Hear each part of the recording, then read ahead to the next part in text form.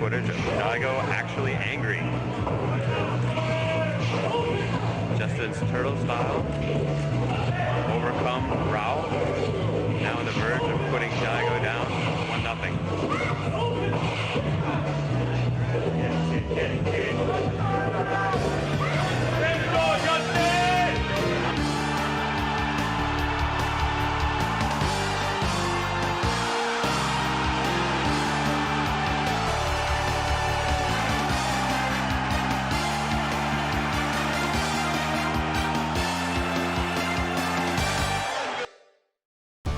The fighting game has been a pioneer for in-person gaming.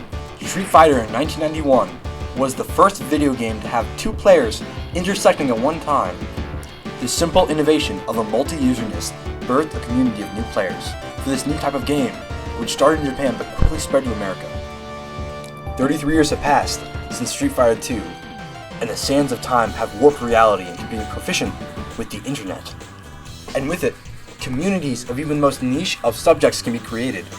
Thus, the fighting game community and other esports communities have blossomed like cactus flowers in the desert of Milwaukee, Indianapolis, Detroit, and in...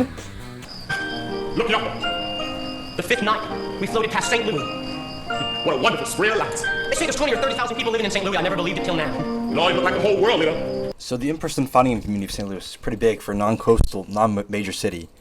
Its discords and Reddits are pretty tight-knit, but they're very vibrant, and in my own experience, I recently went to a local fighting tournament, and the other players were surprised but eager to welcome me into the ranks. The players suggested other events I could go to, and even gave me the names of other high-level players playing my character. But how important really are these places people can go to in St. Louis?